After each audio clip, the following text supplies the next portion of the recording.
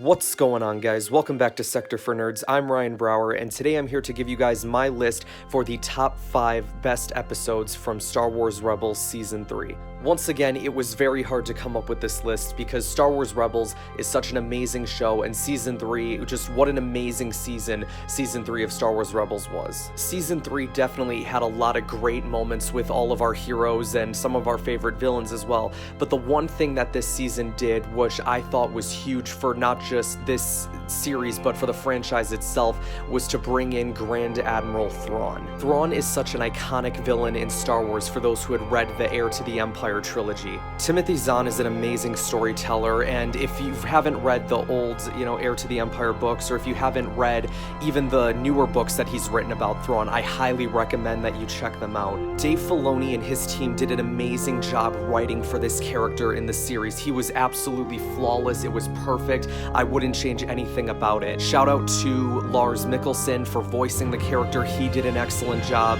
Thrawn is such an amazing character because he's so smart, and he's always like 10 steps ahead of his opponents, and this season showed that when they brought him in. He didn't come to play around. Alright, well, without further ado, guys, let's get into our top 5 list, shall we? You guys ready? Well, without further ado, ready or not, here we go, people! Starting us off, we have Holocrons of Fate. It's starting us off at number 5. Why? Because it had Darth Maul in it. That's why. Wait, did I say Darth Maul? I meant formerly Darth, now just Maul. In this episode, Maul captures the Ghost Crew in hopes of getting Kanan and Ezra to give Maul the Jedi Holocron and the Sith Holocron. So, as Bendu says, he could merge them together and unlock secrets. Once a secret is known, it cannot be unknown. But what could Maul be looking for, might you ask? There's only one person he is looking for. Kenobi!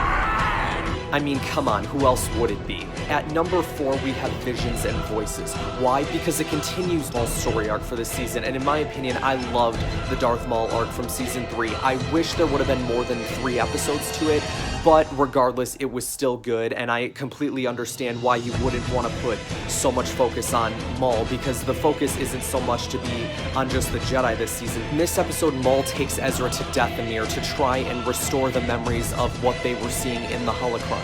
So after they both drink a bunch of potion stuff, they end up seeing everything, and Maul is finally able to put the pieces together of where the person is that he's looking for. It ends where it began, a desert planet with twin suns. But there was a catch to the using the magic that they used, and that was that the spirits of the Night Sisters would have to take control of their flesh and body. But instead of taking Ezra and Maul's bodies, they end up taking Kanan and Sabine's bodies, who end up following them. But Ezra, with, being tempted by the dark side, being tempted by Maul, he's able to resist it. He goes back, he helps his friends, and they find out at the end that the answer to the question of how to destroy the Sith is Obi-Wan Kenobi. But for me personally, the icing on the cake for this episode was the moment at the end that sets up what would probably be my favorite arc of the entire season.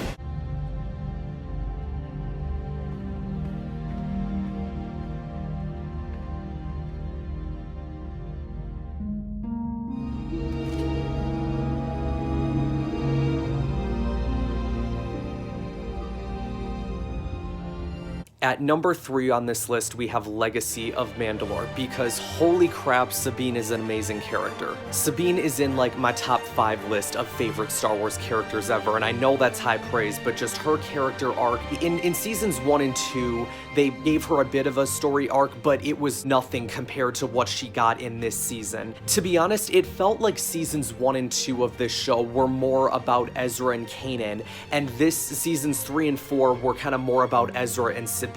And you can kind of tell too by the amount of attention that Sabine was getting in a lot of these episodes. And in my opinion, it was definitely about time, because she needed to have a great arc like this, and just something that would completely win me over and be such a big fan of hers. In this episode, Sabine has to face her past, a la her mother and her brother. Sabine gave her mother the Darksaber in hoping that she would help the rebels take over Lothal. But then she gives the Darksaber to Gar Saxon in hopes that she would take the Jedi and let her daughter live. But as expected, Gar Saxon betrayed them. I mean, come on, when he said that Clan Ren would be well taken care of, I mean, where else have we heard that line before? When my new apprentice, Darth Vader, arrives, he will take care of you.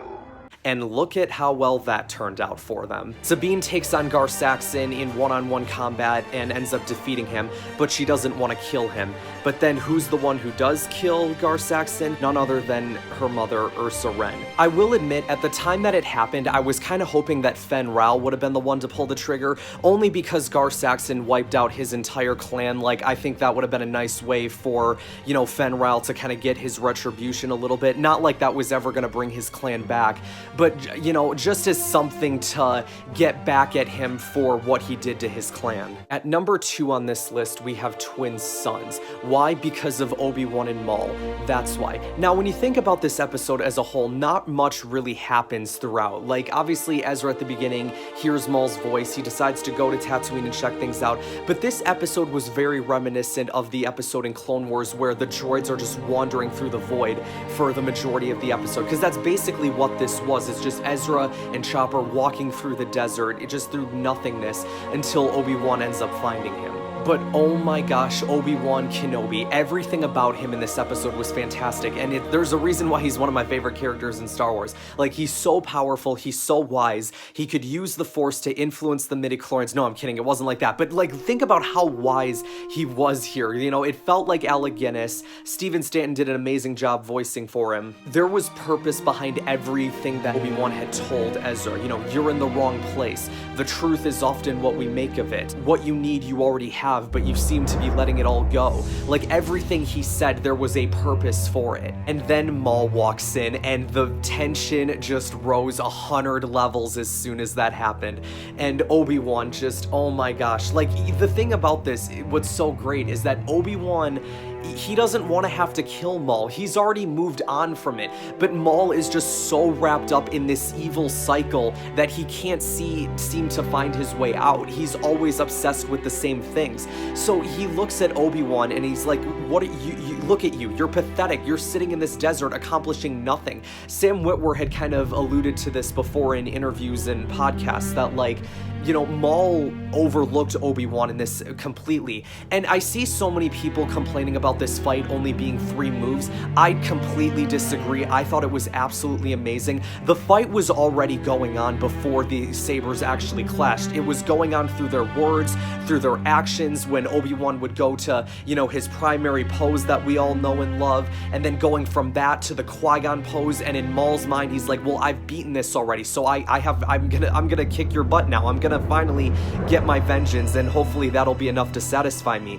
But even then, it's like Obi-Wan does it to taunt him, like, come on, do it, I want you to do it, I want you to do it. Maul tries to come at him with the same move that he used to took down Qui-Gon, but it's not enough, because Obi-Wan manages to not just cut through the saber, but cut through and, you know, slash him right in the heart, which I was kind of confused about the first time. I'm like, wait, did he actually get him? And then when I see Maul fall, it's like, oh my gosh, he did get him. In Maul's last moments, he realizes, I completely overlooked this guy. Like, this is a true Jedi Master, and, you know, this has to be, if he is this determined and this powerful, this has to be the most important guard post in the Outer Rim, and he has to be protecting something so important for him to be that determined. And, you know, to Obi-Wan it was, because in his eyes, Luke is the chosen one. Now, obviously, that's not the case, that Anakin is the chosen one, but in Obi-Wan's mind at the time, it's like, well, yeah, no, Anakin's gone, so yeah, Luke's the chosen one. Oh my gosh, everything about this was fan-freaking-tastic.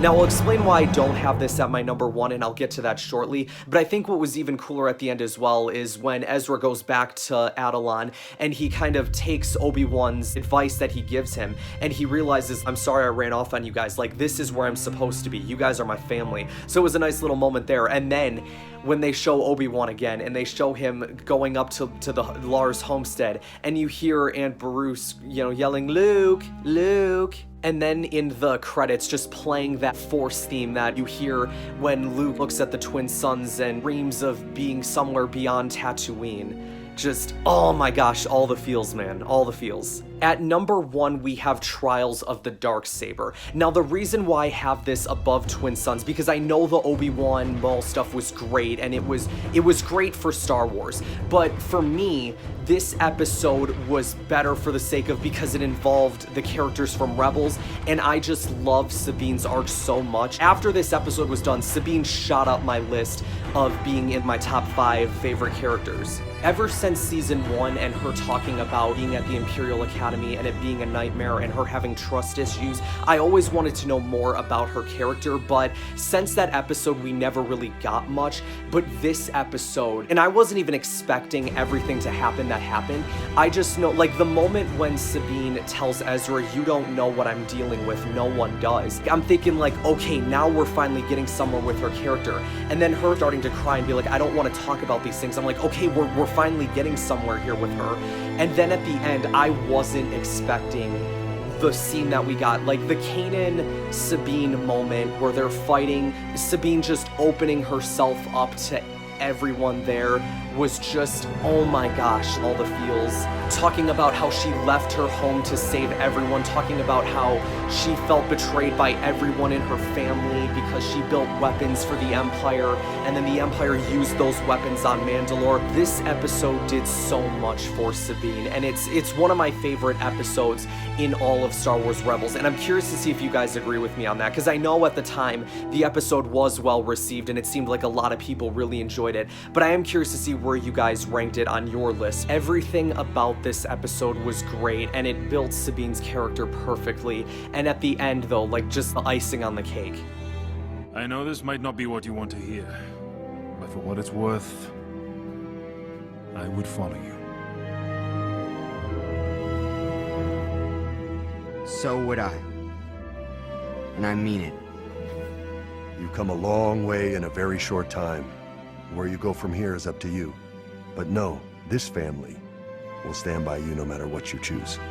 So that's gonna wrap us up here today, you guys. Thank you guys so much for watching this. Make sure you guys like this video, subscribe to the channel if you haven't already, like us on Facebook, let me know in the comments what your favorite episodes from Star Wars Rebels Season 3 are, and I will see you guys next time.